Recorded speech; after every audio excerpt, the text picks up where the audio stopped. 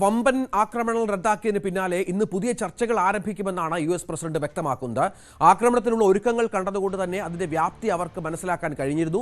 ഞായറാഴ്ച ഇന്നലെ എയർഫോഴ്സ് വണ്ണിൽ വിമാനത്തിൽ വെച്ച് ഇന്നലെ വൈകി മാധ്യമപ്രവർത്തകരോട് സംസാരിക്കുമ്പോഴാണ് ഇത് പറഞ്ഞത്. ഇന്നിപ്പോൾ ചർച്ചകൾ ആരംഭിക്കാൻ ഒരുങ്ങുകയാണ്. ഉച്ചയോടെ അത് ആരംഭിക്കും.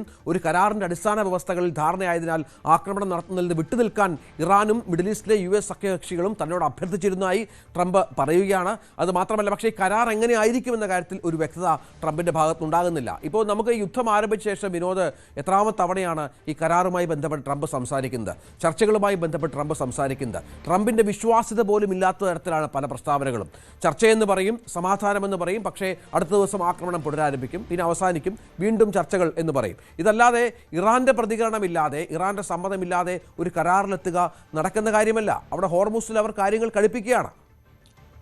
രഞ്ജിത്ത്, അവിടെ തന്നെയാണ് ഇറാൻ്റെ നിലപാട് തന്നെയാണ് ഇവിടുത്തെ ഏറ്റവും നിർണായകമായ കാര്യം. അവർ ഇതുവരെ മനസ്സ് തുറന്നിട്ടില്ല എന്നത് തന്നെയാണ്. പ്രത്യേകിച്ച് ഹോർമൂസിൻ്റെ കാര്യത്തിൽ അവർക്കുള്ള പരമാധികാരം വിട്ടുകളിക്കാൻ ഇറാൻ തയ്യാറാകുന്നില്ല എന്നത് തന്നെയാണ്. ട്രംപ് ഏറ്റവും ഒടുവിൽ ഇന്നലെ ഒരു പ്രസ്താവന നടത്തിയതാണ്, ഇന്ന് ചർച്ച നടക്കും എന്നത്. പക്ഷേ ചർച്ചയുടെ സ്ഥലമോ അല്ലെങ്കിൽ അത് എങ്ങനെയായിരിക്കും, നേരത്തെയൊക്കെ നടന്നതുപോലെ ഓൺലൈൻ വഴിയുള്ള ചർച്ചയായിരിക്കുമോ എന്ന കാര്യത്തിലൊന്നും തന്നെ ഒരു വ്യക്തത വരുത്തിയിട്ടില്ല. പക്ഷേ നമ്മൾ മനസ്സിലാക്കുന്നത് അങ്ങനെ തന്നെയാണ്.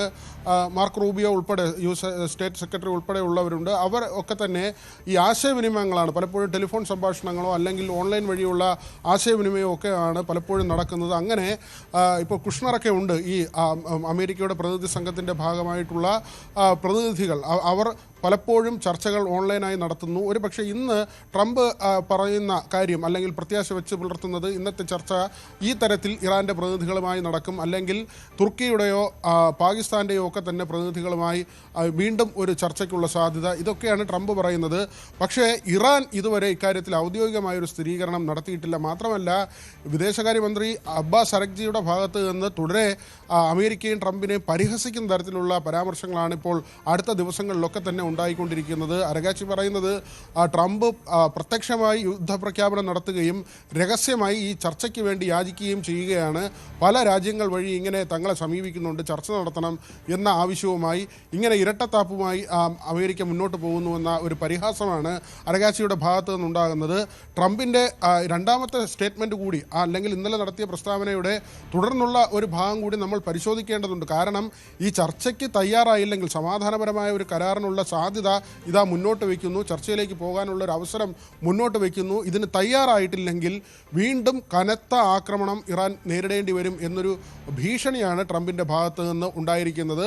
ഇത് രഞ്ജിത്ത് പറഞ്ഞതുപോലെ തന്നെയാണ്. പലപ്പോഴും ട്രംപ് ഭീഷണിപ്പെടുത്തുകയും പിന്നീട് അയയുകയും വീണ്ടും ഭീഷണിപ്പെടുത്തുകയും വീണ്ടും അയയുകയും ചെയ്യുന്ന ഒരു രീതിയാണ്. അവിടെയാണ് ട്രംപിൻ്റെ കഴിഞ്ഞ ദിവസത്തെ പ്രസ്താവന കൂടി നമ്മൾ ചേർത്ത് വായിക്കേണ്ടത്. ഒരുപക്ഷെ കരയുദ്ധത്തിലേക്കൊക്കെ പോയാൽ അമേരിക്കയ്ക്ക് വലിയ സാമ്പത്തിക ബാധ്യത ഉണ്ടാകും. അത് അവർ വിലയിരുത്തുന്ന ഒരു കാര്യമാണ്. അവിടെയാണ് ഇറാനെ കൂടുതൽ സാമ്പത്തിക ഉപരോധത്തിൽ ആക്കിക്കൊണ്ട് അവരുടെ ദൈനംദിന ജീവിതം കൂടുതൽ ബുദ്ധിമുട്ടിലാക്കുക. കാരണം നമ്മൾ നേരത്തെ റിപ്പോർട്ട് ചെയ്തതാണ്, അവിടുത്തെ പണപ്പെരുപ്പത്തിൻ്റെ തോത് ഒരു ഇന്ത്യൻ രൂപയുമായി തട്ടിച്ചു നോക്കുമ്പോൾ 8.5 ലക്ഷം രൂപ വേണം. അവിടെ ഇപ്പോൾ ഒരു ചായ കുടിക്കാൻ ഇന്ത്യൻ മണി 8.5 ലക്ഷം രൂപ, അങ്ങനെയാണ് അതിൻ്റെ മൂല്യം മാറിയിരിക്കുന്നത്. അവരുടെ റിയാൽ വല്ലാതെ ഇടിഞ്ഞിരിക്കുന്നു.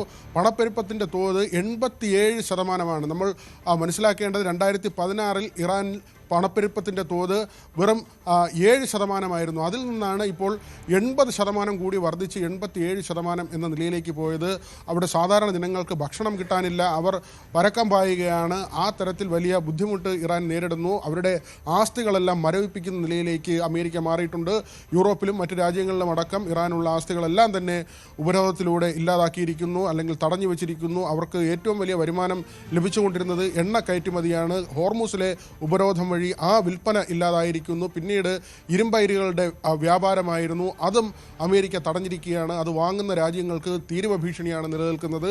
അങ്ങനെ ഇറാനെ സമ്പൂർണ്ണമായി സാമ്പത്തിക മേഖലയിൽ തകർക്കുക, അതുവഴി ഇറാൻ ഇതിന് വഴങ്ങുക. അമേരിക്കയ്ക്ക് രണ്ടുണ്ട് കാര്യം. ഇറാൻ അങ്ങനെ കീഴ്പ്പെടുന്നു എന്നത് ഏറ്റവും പ്രധാനപ്പെട്ട കാര്യം. രണ്ട്, ഈ സൈനിക ആവശ്യങ്ങൾക്ക് വേണ്ടി വലിയ തുക ചെലവഴിക്കാതെ തന്നെ ഇങ്ങനെ തന്ത്രപരമായി ഇറാനെ തോൽപ്പിക്കുക എന്നൊരു വശം. മറ്റൊന്ന്, ഒരു സാമൂഹ്യ പ്രശ്നം കൂടി നിലനിൽക്കുന്നുണ്ട് രഞ്ജിത്ത്. നമുക്കറിയാം അവിടുത്തെ ഒരു കാലാവസ്ഥയുമായി ബന്ധപ്പെട്ടിപ്പോൾ ബ്ലാക്ക് റൈൻ അല്ലെങ്കിൽ ഈ കറുത്ത മഴ എന്നൊരു പ്രതിഭാസം ഇറാനിൽ അനുഭവപ്പെടുന്നുണ്ട്. ഈ യുദ്ധം കഴിഞ്ഞതോടുകൂടി തന്നെ അല്ലെങ്കിൽ ഇതിങ്ങനെ നടക്കുമ്പോൾ, സംഘർഷം നടക്കുമ്പോൾ എണ്ണ ഉൽപ്പാദന കേന്ദ്രങ്ങളിലും ഊർജ്ജ കേന്ദ്രങ്ങളിലും ഒക്കെ തന്നെ നിരന്തരം ബോംബിംഗ് ഉണ്ടായതുകൊണ്ട് ഈ കറുത്ത പുക അന്തരീക്ഷത്തിലേക്ക് ഉയരുകയും അതിപ്പോൾ അവിടെ പെയ്തിറങ്ങുകയും ചെയ്യുന്ന ഒരു സാഹചര്യമാണ്.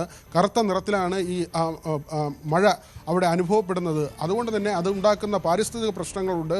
ഒരുപക്ഷെ ഇനി അവിടെ എത്ര കാലം കഴിഞ്ഞാകും ഭൂമി ഇങ്ങനെയുള്ള സ്ഥലങ്ങളിൽ കൃഷിയോഗ്യമാകുക, ആളുകൾക്കുണ്ടാകുന്ന രോഗങ്ങൾ, പകർച്ചവ്യാധികൾ ഉൾപ്പെടെയുള്ള രോഗങ്ങൾ, അല്ലെങ്കിൽ ത്വക്ക് രോഗങ്ങൾ, ശ്വാസകോശ സംബന്ധമായ രോഗങ്ങൾ, ഇങ്ങനെ ഇറാൻ ജനത മറ്റൊരു പ്രശ്നത്തെ അവിടെയാണ് ഈ ഇറാൻ ഈ വിഷയവുമായി ബന്ധപ്പെട്ട് ഈ പ്രശ്നങ്ങളിലൊക്കെ ഇറാൻ്റെ ഒരു പ്രധാന ആയുധമെന്ന് പറയുന്നത് ഹോർമുസാണ്. ഹോർമുസ് കടലിടുക്കിൽ 20% എണ്ണയുടെ കയറ്റുമതിയും മറ്റും നടക്കുന്ന വിനിമയം നടക്കുന്ന ഒരു സ്ഥലമാണ്. അവിടെ ഒമാനും ഇറാനുമാണ് ഹോർമുസിൻ്റെ അതിർത്തികൾ പങ്കിടുന്നത്.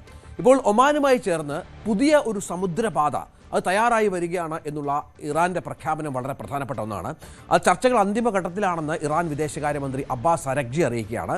ഈ നിർണായക ജലപാത പക്ഷേ ഒരിക്കലും യുദ്ധത്തിന് മുൻപുള്ള അവസ്ഥയിലേക്ക് മടങ്ങില്ല എന്നും ടെഹ്റാൻ ഉറപ്പിച്ചു പറയുന്നുണ്ട്. അതായത് നേരത്തെ പൂർണ്ണമായും സ്വതന്ത്രമായ പാതയായിരുന്നു, പക്ഷേ ഇനി അങ്ങനെ ആയിരിക്കില്ല എന്ന് അസന്നിഗ്ധമായി വ്യക്തമാക്കുകയാണ് ഇറാൻ വീണ്ടും.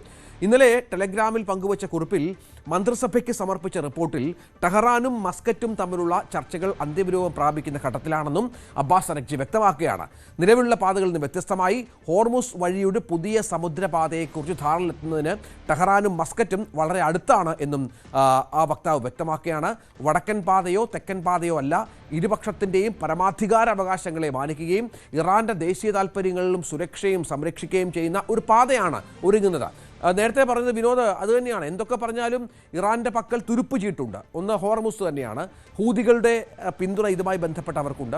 മറ്റൊന്ന് ഗൾഫ് രാജ്യങ്ങൾ അതിർത്തി പങ്കിടുമ്പോൾ അവിടേക്ക് ആക്രമിക്കാനുള്ള അവരുടെ കരുത്തുണ്ട്. ഇതൊക്കെയാണ് ഈ അമേരിക്കയെ വല്ലാതെ അസ്വസ്ഥമാക്കുന്നത്. ഇവിടെ ഹോർമുസിൽ ഒരു വിട്ടുവീഴ്ചയുമില്ല എന്ന് പറയുകയാണ് ഇറാൻ. അതുപോലെ തന്നെയാണ് ഈ ഹോർമൂസ് അവരെ സംബന്ധിച്ച് ഏറ്റവും പ്രധാനപ്പെട്ട ഒരിടമാണ്. കാരണം അവരുടെ തുറുപ്പ് ചീട്ട് അല്ലെങ്കിൽ അവരുടെ വജ്രായുധം എന്ന് പറയാൻ കഴിയുന്നത് ഹോർമൂസ് തന്നെയാണ്. ഇറാൻ അവിടെ ഉപരോധിച്ചാൽ മറ്റ് ഗൾഫ് രാജ്യങ്ങൾ, ഒരു വശത്ത് ഗൾഫ് രാജ്യങ്ങൾ മുഴുവൻ പ്രതിസന്ധിയിലാകുന്ന ഒരു സാഹചര്യം തന്നെയാണ്. നമുക്കറിയാം ഈ കഴിഞ്ഞ മാസങ്ങളിലെല്ലാം കണ്ടതും അതുതന്നെയാണ്. അവിടെയാണ് രണ്ടാമതൊരു പാതയെക്കുറിച്ചുള്ള ചർച്ച ആരംഭിച്ചതും ഒമാൻ തീരത്ത് കൂടി അങ്ങനെ കപ്പലുകൾ സഞ്ചരിച്ചു തുടങ്ങിയതും. അതോടുകൂടിയാണ് ഈ 60 ദിവസത്തെ ഒരു സമാധാന കരാർ പ്രാബല്യത്തിൽ വന്നതിന് ശേഷം 2 ദിവസം കഴിയുമ്പോൾ തന്നെ ഇറാൻ്റെ ഭാഗത്തു നിന്നൊരു തിരിച്ചടി ഉണ്ടായത്. അവരെ പ്രകോപിപ്പിച്ചത് ഇങ്ങനെ ഒരു സമാന്തര പാതയാണ്, ഒമാൻ തീരത്ത് കൂടിയുള്ള സമാന്തര പാത. ഈ ഹോർമൂസിൻ്റെ ഒരു എൻഡ്, അതായത് അതിലേക്ക് ഈ കടലിടുക്കിലേക്ക് പ്രവേശിക്കുന്ന ഭാഗത്ത് ഭൂമിശാസ്ത്രപരമായി ശക്തിയുള്ള 2 രാജ്യങ്ങളാണ് ഇറാനും ഒരു വശത്ത് ഒമാനും. അതുകൊണ്ട് തന്നെ ഇരുവർക്കും ഈ ഹോർമൂസിൽ വലിയ ആധിപത്യം സ്ഥാപിക്കാൻ കഴിയും. ഒമാൻ്റെ നീക്കങ്ങൾ അമേരിക്കയുടെ പിന്തുണയോടുകൂടി ആണ്. ആ അപകടം ഇറാൻ തിരിച്ചറിയുന്നു എന്നത് തന്നെയാണ്. ഇറാൻ ആവശ്യപ്പെടുന്നത് ആ ഹോർമൂസിലൂടെ കടന്നു പോകുന്ന മുഴുവൻ കപ്പലുകളുടെ നിയന്ത്രണാധികാരം തങ്ങൾക്കായിരിക്കണം. അത് പങ്കുവയ്ക്കാൻ, ആ അധികാരം പങ്കുവയ്ക്കാൻ അവർ തയ്യാറല്ല എന്നൊരു നിലപാടാണ് സ്വീകരിച്ചിട്ടുള്ളത്.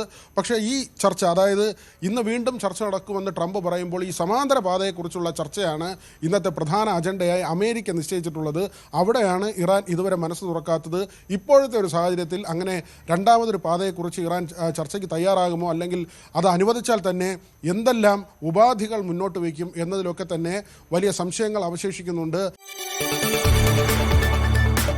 കൂടുതൽ വാർത്തകൾക്ക് news 18 Keralam YouTube channel subscribe ചെയ്യുക.